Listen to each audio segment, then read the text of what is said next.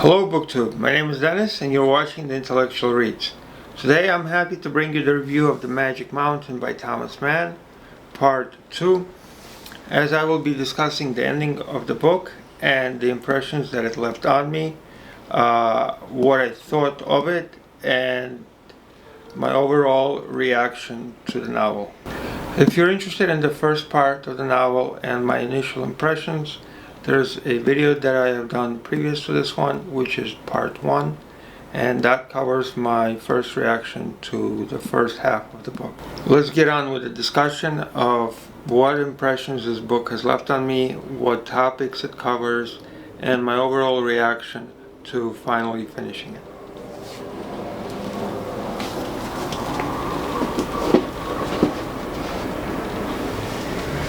This was an interesting book as it's very difficult to review for me because I feel like it had opposite impressions upon myself depending on the area that I wanted to concentrate this review. So first we're going to start with the good, and that is that I enjoy the mastery that Thomas Mann has over his work and that it is beautifully written. It has a lot to offer to you, and it's definitely a epic, I would say, just because of the sheer amount of characters that we meet and the sheer amount of thoughts and impressions it leaves upon you. The themes within this story focus on medicine, beauty, art, but the predominant themes that dominate the work are the themes of what's going on in Europe at the time. And those two different viewpoints are presented by the elderly characters that sort of take Hans, our main character, in their arms and through him develop arguments for each other and bouncing ideas off of Hans. The first major character towards the themes of the humanist and the liberalism is a character that we meet in the beginning of the book, and he gets really well flushed out. I should rather say his ideas get flushed out rather well in the second part of the book as it turns more philosophical, and that is Lodovico Settembrini. And so he's a liberal, he's a humanist, and he wants to move society forward through hard work. And he takes upon himself the extreme that society should have a global democracy, and that there should be no more states, and that people should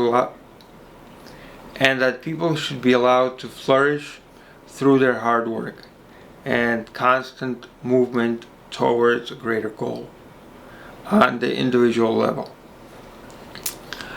He's a well-studied man. He's a novelist, a poet, and he writes a lot of articles for publications. He has been debilitated by the fact that he has tuberculosis, and therefore this is the perfect place for him. The opposite view we get from a new character that we meet, and that is Leo Nafta. He's a Jesuit, and he comes from the old school traditional belief that the church should run the states, and the idea that the power given by God to rulers should continue to be held in the monarchies that were often dominating majority of the countries in Europe and had recently been overturned through various revolutions. So he takes the opposite extreme view of people taking their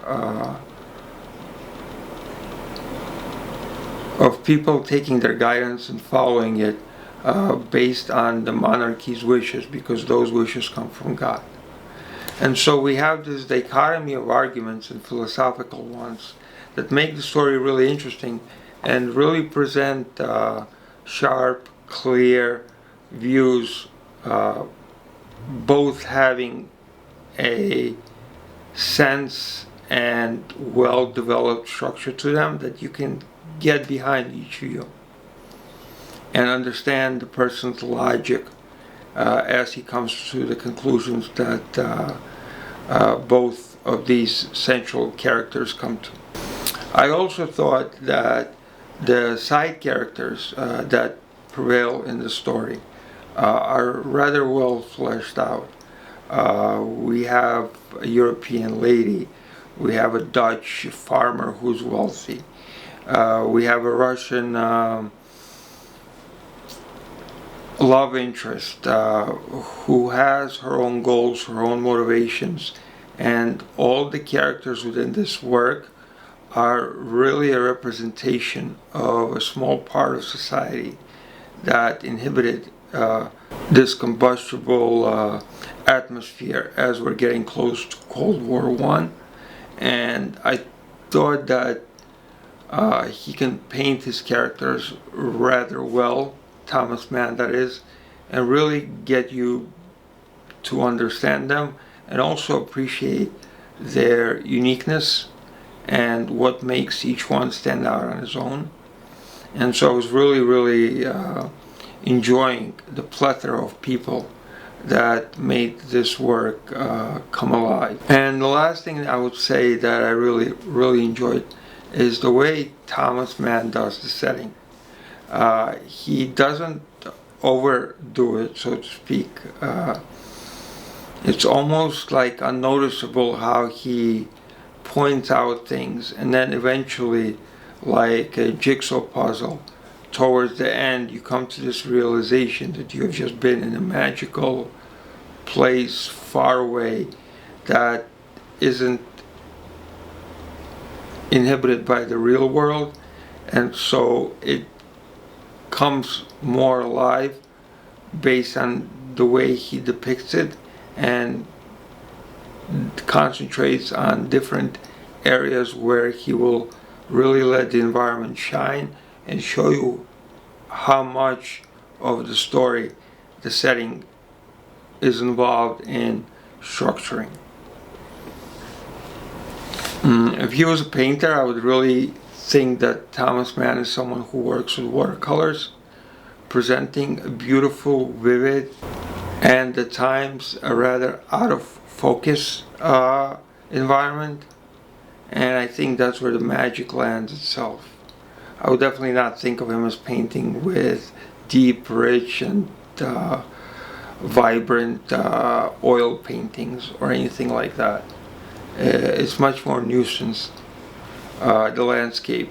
And one other thing I would say is that the philosophical discussions do tend to get bogged down, and so I would caution any reader that you would have to encounter a lot of rereading of passages, maybe even finding a dictionary alongside yourself and looking up some of the words, because I did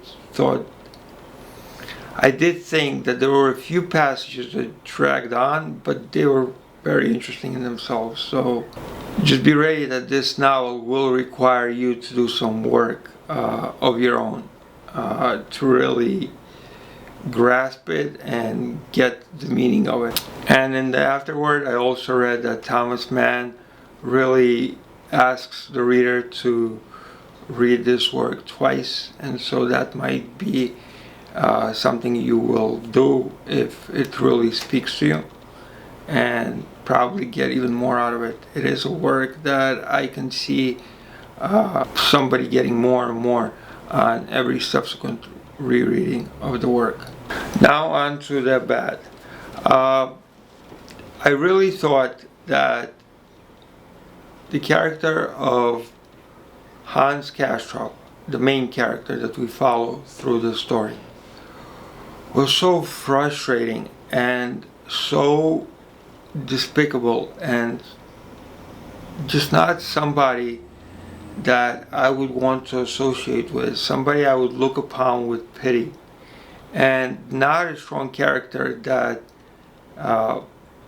in any way brought up feelings of satisfaction upon finishing the book. I understand how Hans Castorp serves as the perfect character for the achievements that Thomas Mann wanted to bring up in this novel.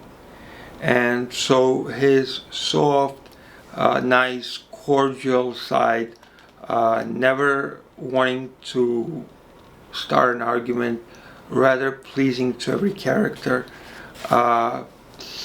served the same purpose as you would see in Leo Tolstoy's books or Marcel Proust's Remembrance of Things Past, in that those stories, the way they brought different characters and topographies into view and had them associate was through their salons. This is very prominent in War and Peace, where ladies host gatherings of all the famous painters, artists, politicians, and everything to do with royalty.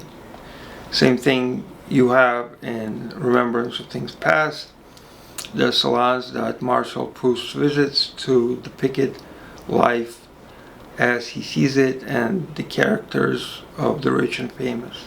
I think this story is framed in the same viewpoint, where you could view the sanatorium as a salon that brings together people from different walks of life and puts them in an area that you probably have to be wealthy to visit and to take treatment in. So you have the higher echelon of society there. And like every salon, we need a leading character, one who can bind all these characters together. And that's Hans Castorp. He has the perfect makeup and personality so that everybody loves him and feels comfortable opening up to him. He's like a sponge that soaks everything up. But concentrating on such a character and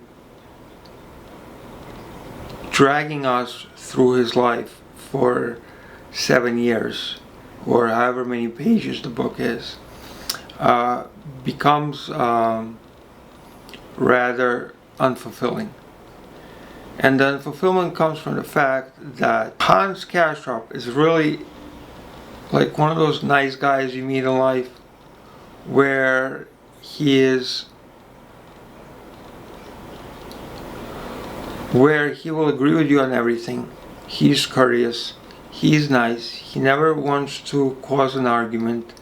For most of the parts in this novel, he doesn't speak unless the other characters reveal their knowledge and their experiences, and therefore he plays the perfect part here.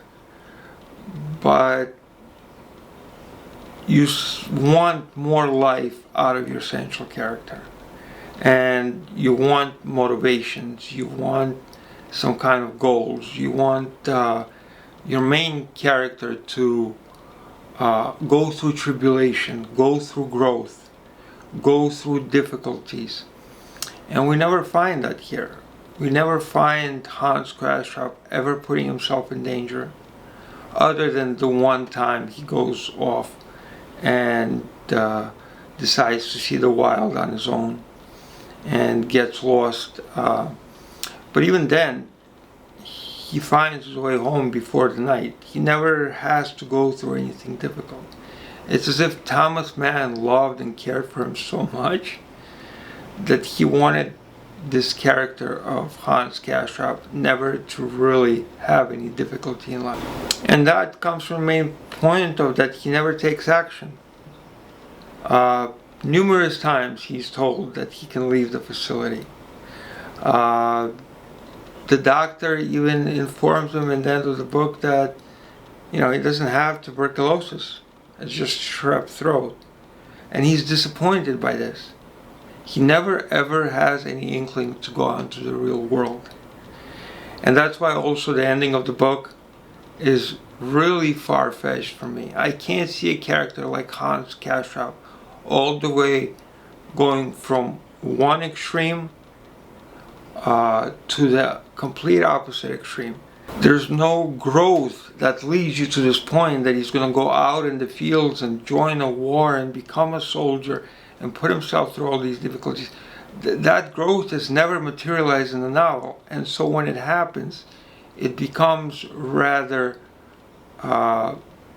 instant and unbelievable. I don't know what to say, but I didn't find the ending of the work convincing, because I thought that the main character had never been developed enough or grew enough to achieve such a lofty finish to the story. And even there, Thomas Mann himself, as the narrator, tells us that once, Hans Castorp has entered here, he's no longer interesting to us. But I would argue that he was never interesting to us to begin with. Other than the beginning of the book where we were really drawn to him because he came from a strong, good family. But as we moved on, we lost more and more interest in him with every page that we turned. So therefore, I don't need to be told by Thomas Mann that his life is no longer a concern to us, because I was, as a reader, happy to get rid of him, happy to move on.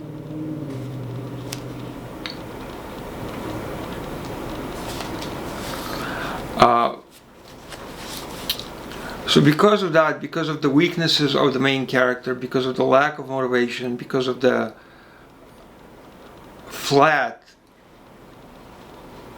and because Hans Castorp felt like drinking a flat soda, this story is very controversial to me in making a fair review of it, because everything else about the story I appreciate it, and it becomes like entering a restaurant, a 5-star restaurant somewhere in the city, overlooking everything in a high skyscraper, being in the most luxurious city, and the waiters are elegant and everything is just top notch, something you would probably never forget in your life. But the main meal disappoints you, and so you're left having to make up a judgment that you don't really know how to tie up, because you feel like when you're making that judgment, you're being pulled by opposite sides. So I will leave that impression of the work with you and how I truly felt about it. I would love to hear if you guys had any other opinions, or if it maybe left a different reaction upon you, or maybe you'll tell me that I'm not crazy and that you thought the same thing. I'm really interested in getting together with other readers who have finished the book, whether it be now, a year from now, if somebody wants to comment. I'd really like to get a better grasp of it through the discussions with you guys, and don't be afraid to challenge me on my views and present your own views if you wish. That's why we have the discussion panel here, and also I will definitely try and get back to everyone as soon as I can. But if you did like this video, I would suggest you give me a nice thumbs up, as I'm trying to make my way back into the YouTube community, and also a subscription would really be greatly appreciated. Till next time, until my next review, thank you for watching, and see you guys soon.